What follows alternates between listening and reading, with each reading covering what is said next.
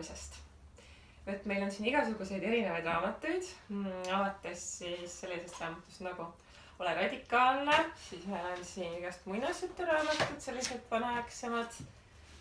Siin on meil Kreutzwald, siin on meil vanad head muinasjutud, siin on meil Videvik, siis meil on siin Seineeri igasugused raamatud ja siin on näiteks Jaan Letseri Maamajanduslik ühistegevus.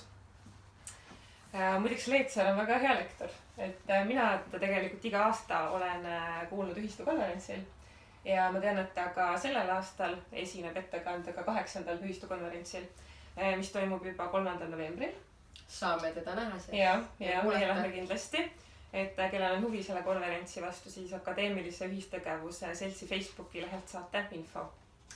Ja see raamat on väga põnev ja mitmekesine, et pealkiri võib-olla nagu ei kõla huvitavalt, et maamajanduslik ühistegevus. Aga kui siin vaadata seda sisukorda, siis siin on näiteks ühistegevuse looduslik-geneetilised alused, Darwini teooriast, uutest avastustest, imeline ühiselu looduses. Ja siis siin on peatükk instinktid, mõistus, geenid, kes meid juhib, isekas geen, isekusest ja isetusest. No samamoodi selline peatükk nagu mood ja kultuur koostöö soodustajana ja juhid ja alluvad, et siin on nagu väga huvitavad teemad ja väga mitmekesine raamat nagu. Vot väga räägi, Kadri, et milline seos sul on lugemisega või mis sa näiteks, et kui ma ütlen sulle näiteks sõna raamat, et mis nagu seosed või mõtted või tunded sul siis tekivad? Ma arvan, lihtsalt sõna raamatuga võib-olla ongi hästi palju tarkust, teadmisi, põnevust ja nagu me just ennem vestlesime, et üks asi on lugeda tänapäeval tahvlist nii-öelda raamatut, vahet ei ole siis kas uuemat või vanemat raamatut, aga teine asi on, kui sa võtadki kätte näiteks, mis meil siin on Eesti Rahva ennemuistsed jutud, mis on raamat aastast jumal teab mis, eks ju. Ja tal on juba siuke vana raamatu lõhn ja hõng ja see on nagu, see on nagu selline ehe tunne või nagu teistmoodi. Et ma ei ole küll ise väga raamatute lugejas, ma olen väga püsimatu hing ja see tundub selline, et sa pead selle aja võtma ja maha istuma ja siis sa süvened sinna sisse ja siis see aeg kaob. Aga see ei tähenda, et ma neid ei hinda või et need mulle ei meeldiks. Ja ma olen sinuga nõus, et ma arvan, et ekraan ei suuda kindlasti asendada raamatut. Aga sest kui me võtame ikkagi raamatu ja loeme nagu, siis nagu me saame nagu suhelda selle autoriga otse. Aga kui me näiteks loeme midagi ekraani pealt, siis nagu tähendab minu nagu lugeja ja teksti vahel on tegelikult ekraan. Ehk siis nagu mingi osa nagu millestki läheb üldse kaduma. See on jälle nagu omal ajal omas kohas, et kui sa lähed näiteks reisile ja sa ei taha seda 20 raamatut kaasa võtta, mida sa võib-olla selle ajaga läbi loeksid, siis on ta ideaalne abivahend. Aga just see, kui sul on nagu seda aega võtta ja maha istuda, siis ma arvan, see päris raamat, see õige, see tunnetus, mis sellega nagu kätte tuleb, kui sa selle raamatu kätte võtad, on ikkagi teine. Nüüd raamatud ei kao. Ei, ma arvan küll, jah. Aga mis sa oma lapsele loed? Õhtuti näjutuks? Igasugu erinev raamatuid, aga pigem ikkagi sellised lasteraamatuid ja muinasjutte, mis on nagu õpetlikumad ja mis on võib-olla niisama, et... Jah, mina ka, aga mina tegelikult enam tänapäevaseid raamatuid lastele üldse ei loe. Ma loen nagu seda vanad head muinasjutud, mis tegelikult oli minu raamat, mida loeti mulle. Mis jah, nüüd on hakanud nagu lagunema. Ja näiteks minu poiss tahab alati seda nagu Kreutzwaldi. Ühesõnaga, kui ma olen lugenud ära mingisuguse muinasjutte, siis ta enne magama ei jää, kui kui ma olen lugenud kas või natuke mingi kas või lehekülje seda Kreutzwaldi. Et ta kohe küsib, et Kreutzwaldi ka. Et nagu see ongi see, et kui laps nagu harjub sellega ära, siis ta nagu tahab seda, ta tahab nagu, ma ei tea, seda lause ehitust või nagu seda nagu rütmi või midagi, ta tahab nagu just nagu seda Kreutzwaldi ka on alati.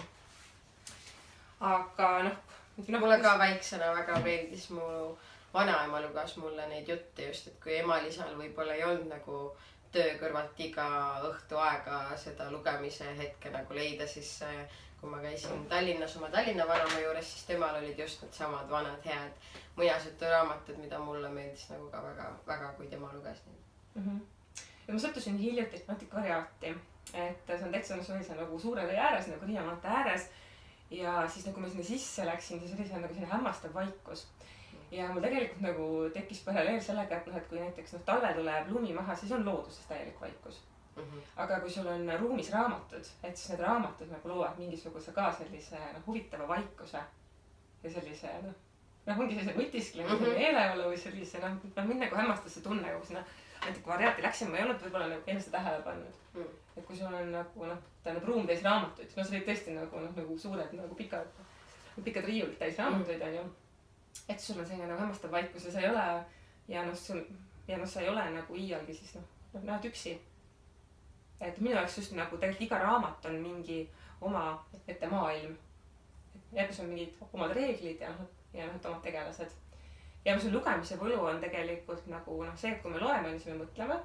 Ja siis me nagu võime leida vastuseid oma mingitele probleemidele või küsimustele. Et vaata praegu on väga populaarne käia igal pool koolitustel, et igasugused eneseabikoolitused ja värgid. Aga võib-olla nagu piisaks paljudele sellest, et nad lihtsalt võtavad mingi raamatu, mida nad võib-olla lugesid keskkoolis, mis neile näiteks avaldas muljet keskkoolis. Ja hakkavad praegu lugema ja praegu loevad seda hoopis nagu teise pilguga.